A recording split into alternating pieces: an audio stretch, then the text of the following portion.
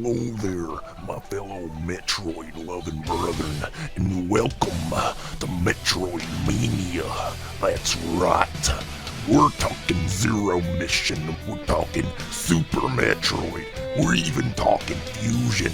To top it all off, sit back in your comfy little chairs and behold the greatness of Metroid.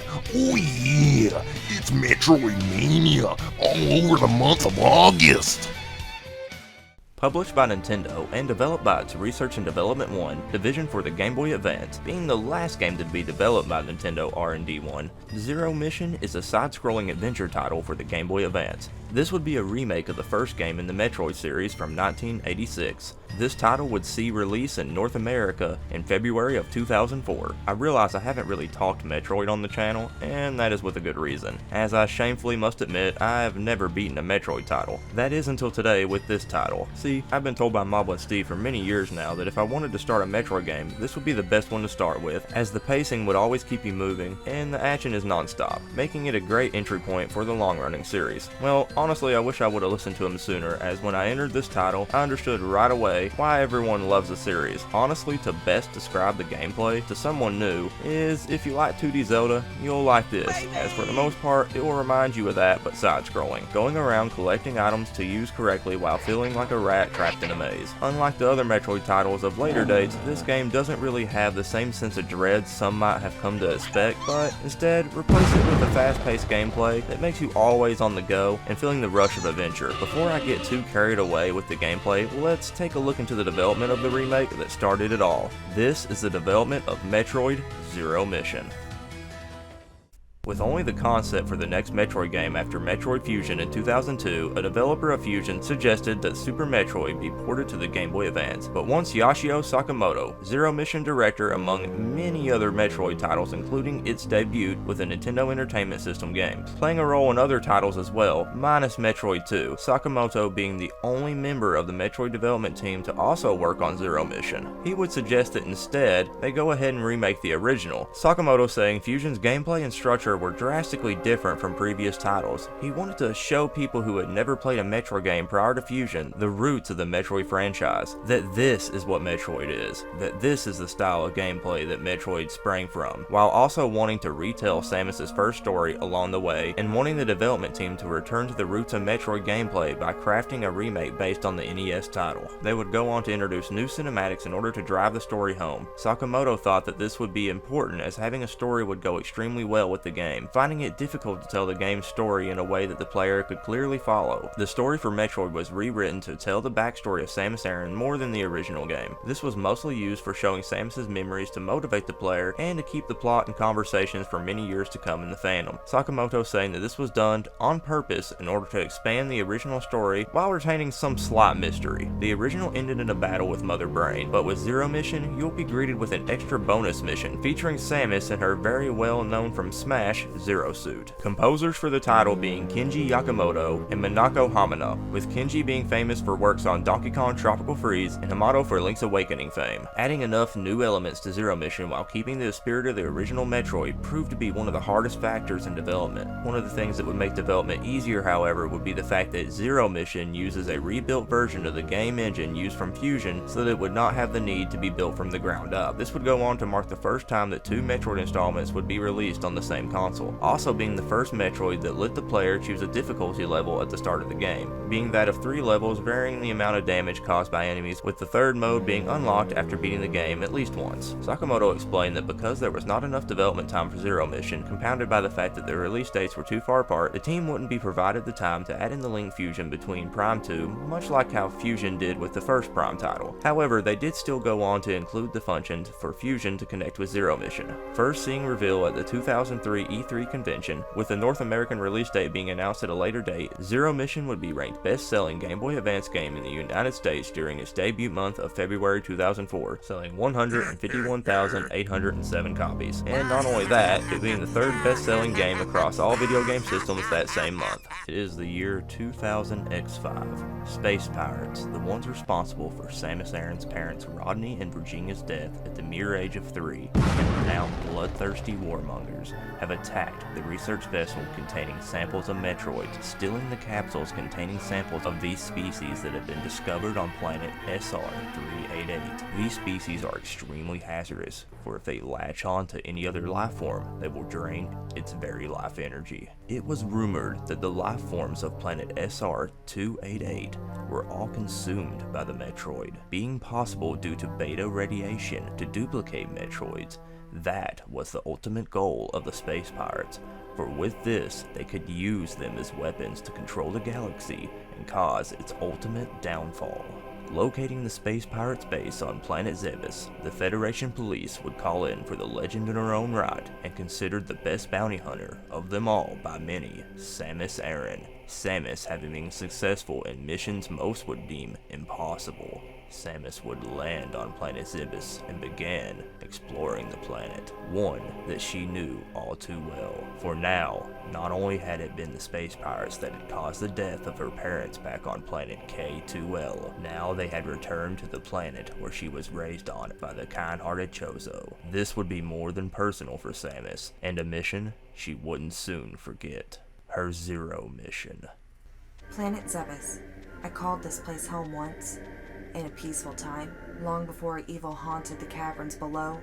Now, I shall finally tell the tale of my first battle here. My so-called Zero mission. You'll experience right away if you've played any other Metroid title that the controls are more than the same, along with the basic gameplay. To best explain this to someone that has played a Zelda title and not Metroid, it's like a bunch of Zelda temples mashed together in one giant maze, but instead it's side-scrolling. As I've said before, you will collect items and power-ups along the way in order to progress in this labyrinth. What you have accessible at the moment will determine where you can go. Using maps located throughout, you can download them and use them to navigate to areas that you remember an item/area being in that you couldn't reach earlier. If you do happen to get lost, however, and you're unsure of where to go next, go ahead and find a Chozo statue, and they will tell you the most effective path you can take at that time. Save rooms are also spread throughout, and to find them on the map, just look for the obvious S, either that or use Samus' ship. Now, just because the Chozo statue will tell you to go one way, doesn't mean you won't be rewarded if you choose to explore and take a non-linear route, using the items you have gathered and depending on when you get them. For example, using a morph ball and rolling into the ball shape, you can use the bombs to make yourself jump higher than normal, getting to certain areas with ease, and claiming its goods. All the power-ups and items from the original do make reappearances here. However, the game does go on to add some new items, being that of the charge beam. The name should be obvious what it does here. The power grip, allowing you to, well, grab on the edges. This comes in handy a lot throughout the game. The speed booster that allows you to gather speed and blast through obstacles in your path. Seriously, I love this power up, it's pretty freaking awesome. The space jump, allowing you, when timed correctly, to jump multiple times, getting to areas you couldn't before with ease. Super missiles, much like the regular ones that let you open red doors, this one will let you open the green doors, and packs more of a punch. Seriously, bosses will be in ease with this thing, only requiring few hits. Also the power bombs, and when you use these in your morph ball form, they will explode, revealing hidden path and killing all the enemies on screen. The ice and wave beams, with the ice going on to freeze some enemies, and the wave being able to go through walls. These auto-equip once you get them. Some items will display as unknown items when you get them, but don't fear, as you will be able to use them once you get the gravity suit required in the game's final act. No worries, as I intend to cover that once we get to that point. The locations are impressive for sure, from Brinstar to the depths of Norfair, and even the new area, the Chozo Temple Krazoa. There's a lot of really well done backgrounds to create a good sense of atmosphere, unlike the original. From water drops to leaking ooze. The effects here are by the dozen, taking great advantage of the Game Boy Advance hardware. Add this in with the amazing soundtrack, and it's a true work of art. I'm a big fan of the temple structures in the Chozo ruins, as it adds a layer of mystery to the title, and the plant life throughout the game in general is pretty enjoyable. This is by far the biggest improvement from the original title. Now that we're on to what's new about this title, one other big thing would be the fact that mini bosses was added to the remake. They are honestly every single one easy, as long as you have lots of missiles equipped to deal with them, normally requiring you to hit a sweet spot in order to take them out. The hardest one would probably have to be Imago, only due to reminding me a lot of Donkey Kong Country with its crazy zigzag patterns. Even still, it wasn't that hard. The others would be Durum, a giant centipede, and probably the first one you'll encounter, Moi, a giant acid worm, and Kiro Giro, that you must shoot and its tentacles attached to the ceiling.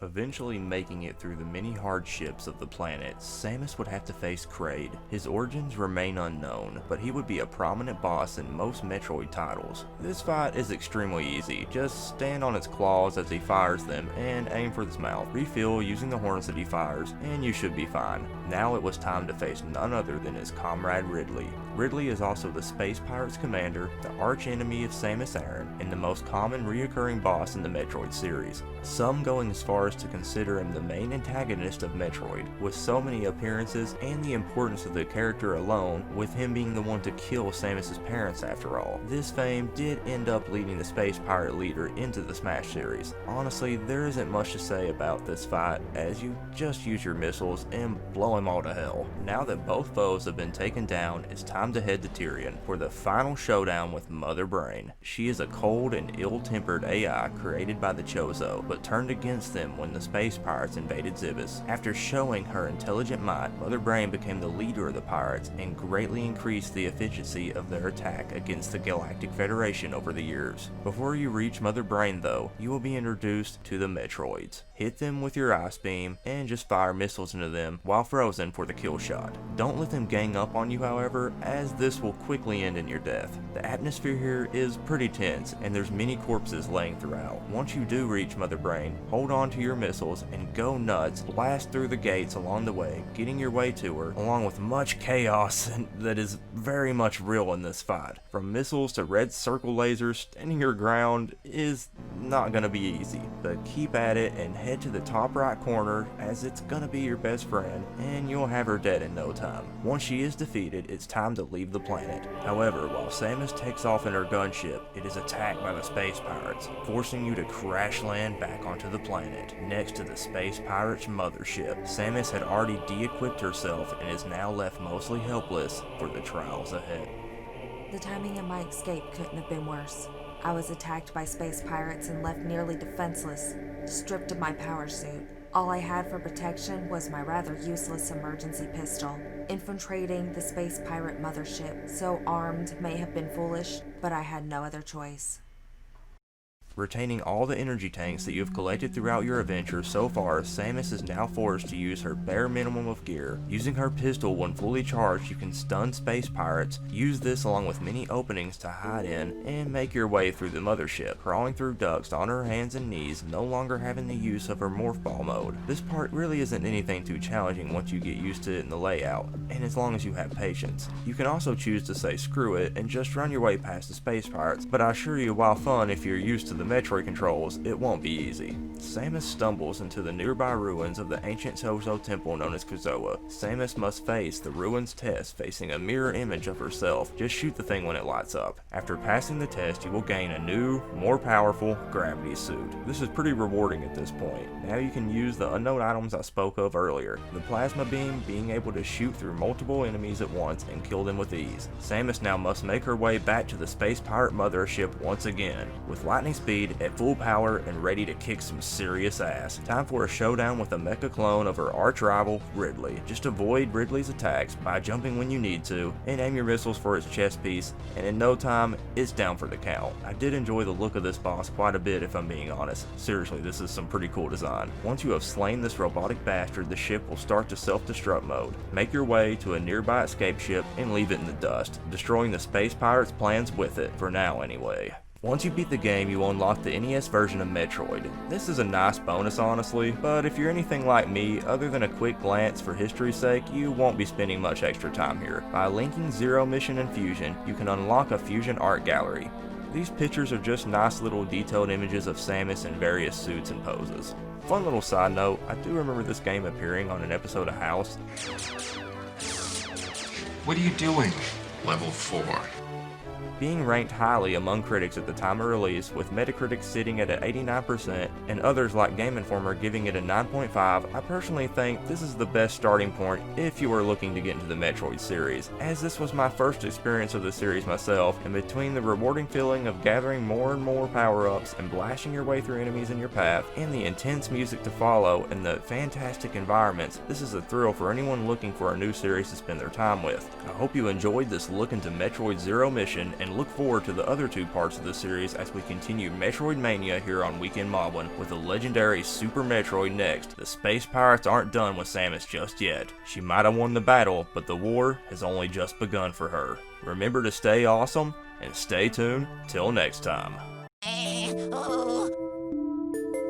Yeah. Oh.